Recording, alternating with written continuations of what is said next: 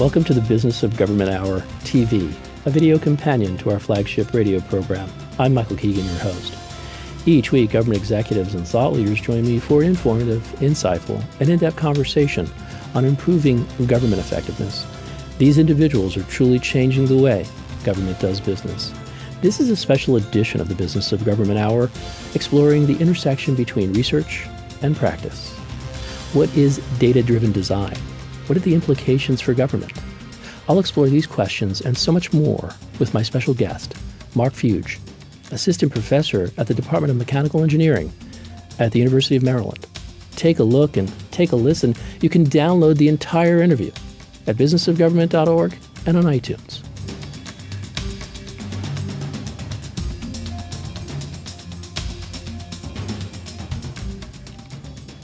So perhaps you could tell us, what is big data?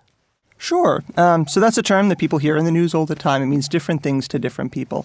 So let's step back in a second and talk about data in general. So people open up their Excel spreadsheet. They're looking at their quarterly statements. Everyone's kind of used to working with stuff in Excel. And that's what most people think of when they think of data. Or it could be transcripts from an interview you're doing or a book that you're reading.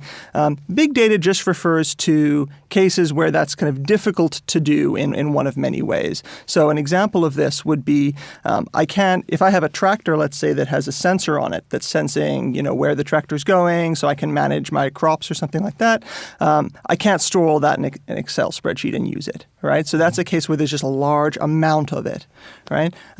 If I'm on an aircraft engine and I'm reading things in, I can't just kind of put that all in an Excel file and deal with it later. I have to do something right now about it. So that's a case where data's coming at me and I've got to make a decision right now about what to do. So when people talk about big data, they're usually referring to cases like that, where there's lots of it, either that they have to store and process or that they have to kind of make decisions on as you go. And as we continue with our conversation, folks will understand why it was necessary, as you well eloquently stated, to understand what data is, and then volume, velocity, big data. It's important because the next question I have is, perhaps you could define for us, what is design theory and methodology research? Sure. So my work is in the intersection between data and design, right? So when people by design, what do you mean? Just if you could make exactly. Sure you yeah. talk So about I think that. when most people think about design, they'll think about two types of things. So they'll think designer jeans or designer handbags, right? So they're thinking of a designer as a person, right? So there'll be some famous designers and these can be people like architects, right? So many people consider Frank Gehry to be a designer, or people would think of design as a thing. That's a cool design of that car. Car's a cool design. Really, the way that I think about design is an activity. It's actually one of the most creative things that humans do. It's one of the things that makes us human, actually, is our ability to create things. It's kind of an act of creation.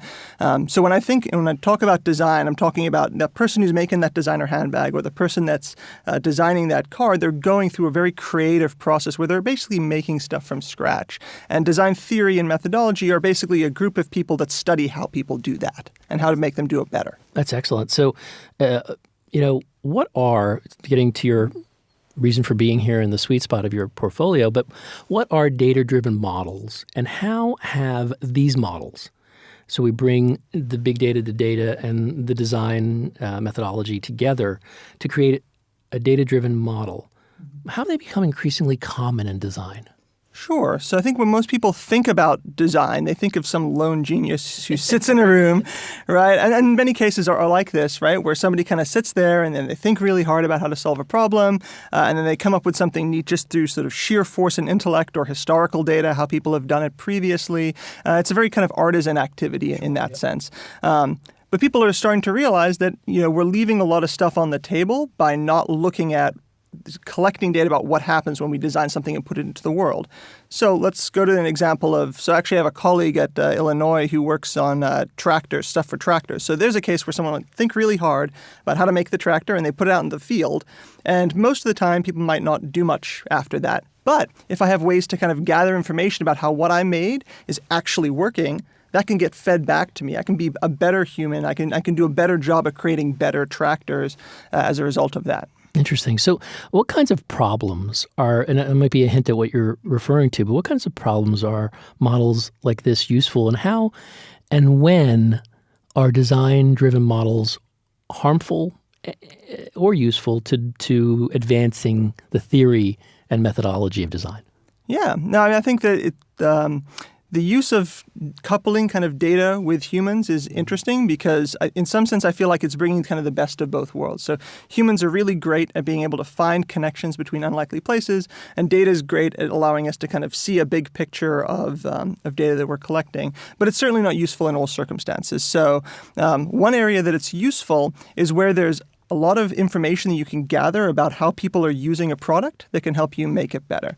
So the tractor example would be one. There's a colleague of mine at University of Buffalo who looks at how people use smart fridges. So would I design a fridge differently if the fridge could sense how I'm using it? So what items am I placing in there? What kind of things am I putting in? How long are they in there for? Maybe I would actually design the fridge differently. So that's an area where it would be beneficial.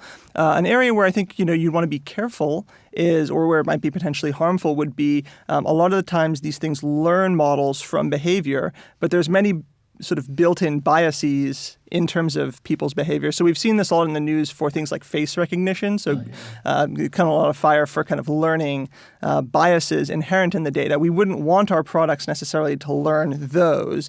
And so that's still an open question. People are still studying how to best do that. Mm-hmm. So what does it entail for a given model or analysis to be data-driven compared to other approaches to studying design? Sure.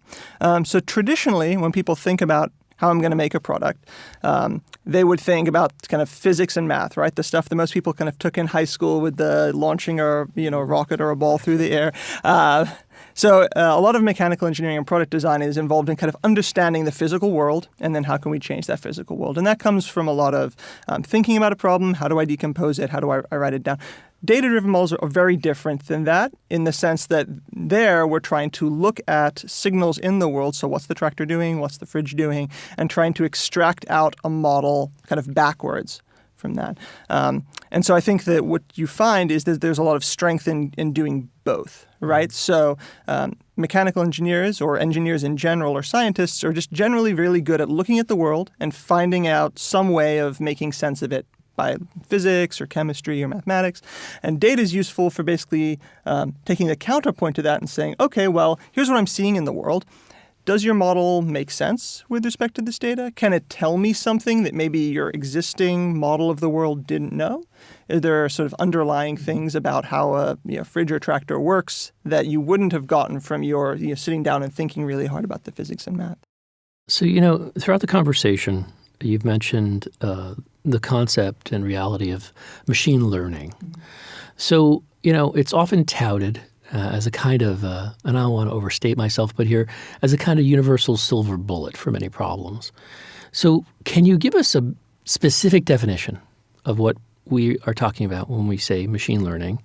And from your perspective, why is it not necessarily that silver bullet? Sure. Okay, so when people think about machine learning, at the sort of 30,000-foot view of that is basically some math that I can learn from data so that I can make new predictions of things, right? So at the end of the day, it comes down to I see examples, and then I learn some function that I can compute that then can predict a new thing. So I feed it an image, it tells me is it a cat or not, right?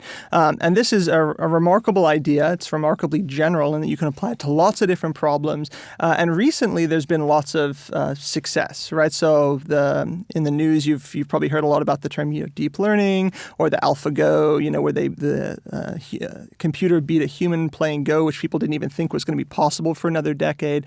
And again, it's this idea of I can take examples and I can kind of learn from that patterns, that then those patterns will help me predict future performance. And so there's a lot of power there. I think what's tricky with that is that people, it can be difficult to know if based on our, what we were talking about earlier, kind of when to trust those models. Like how do I know under what conditions it is or is not true, and does it apply for all problems? So generally speaking, the harder the problem, the more data I need to find something that fits it well. And for certain things, we just don't have lots of data for that. Mm-hmm. So, coming towards the crescendo, if you will, of this very interesting conversation around data-driven design and its application right now, I'd like to talk about. And what I mean by that is I'd like to explore some of the successes. So could you elaborate, identify, discuss examples of application successes of data-driven design in any industry? And then the next question I would have is around government. Mm-hmm. Sure. So I think you're going to see many cases in which you can use these machine learning in general, and then specifically the application of machine learning to the design of new products is a fairly new field. So when we take a look at things like data-driven models for industrial products, you'll hear a lot of terms being used today by creating digital twins. So the idea behind this is if I'm GE and I have a jet engine and it's flying on my plane, I'd like to know something about how that engine's going to do. Like, when do I need to take it down? Because I don't want to have people sitting on the runway waiting for me to fix it. I'd like to get that fixed before everyone's unhappy because they want to go home to their families.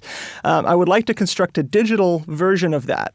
So I can look at what the engine's doing, and then I create kind of a digital mock-up of this internally that I can kind of keep track on it, right? That's the twin aspect, if I had a twin for this. So people have used machine learning a lot for analyzing existing designs that are there. So when is the machine going to break down? Can I service it before it does so people aren't upset with me?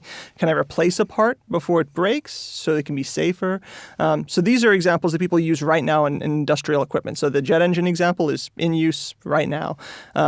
People do this for cars. They'll do this for cell phones as well. You can basically detect when parts are going to break on things like smartphones by looking at where it's been, what the accelerometer tells me, has someone dropped it recently. So those are current industry examples. Being able to then take that and redesign products based on that is something that's very late breaking stuff. I mean, this has really only been maybe 5 years, 6 years that people in the design community have been using, at least in mechanical engineering, have been using this to do that. So it takes a little while for that technology to work its way into products, just because it takes a while for products to come onto the market. So, whether it's this, maybe it's even the conceptualization of design, data-driven design. Do you see any of this being adopted or adapted to government and the delivery of government services, or in the public sector in general? Sure, definitely. So, for example, in a lot of the work that we do, we'll partner with government agencies that are generally producing products, because I'm a mechanical engineer, although this general idea of how can we use design to help people be better can apply to lots of different agencies. But where you'll see this a lot is in defense and energy, so things where there's physical products going on. So for an example, actually, we're currently working on a project looking at designing new kinds of materials. So can I make a car lighter? Can I make fuel lighter and more effective? And that's a case where obviously the Department of Energy is very interested in that. The Department of Defense is obviously very interested in that. So those are both cases where the agencies that we're working for need to provide services to people, and those services depend on products performing at a certain level. And so the idea is, can we use data to help us make aircraft that are twice as powerful or lighter? Can we make fuel that we can transport safely that's not going to be in any danger to people? These are all questions that data-driven models and data-driven design can help people answer.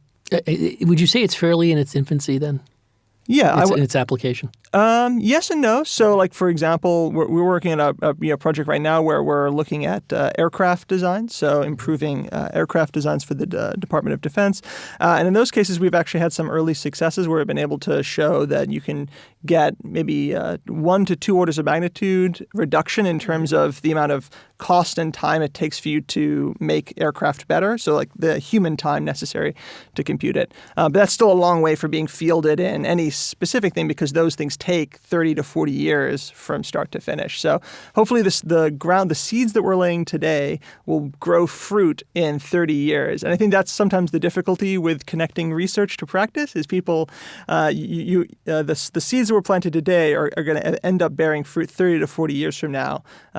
And it's in these little ways of my airplane ticket being a little less expensive than it would have been, or me being able to get twice as much mileage out of my car. Little things that people don't think about, when you're actually using the product, really got their start many, many years earlier. I hoped you enjoyed this special edition of the Business of Government Hour TV.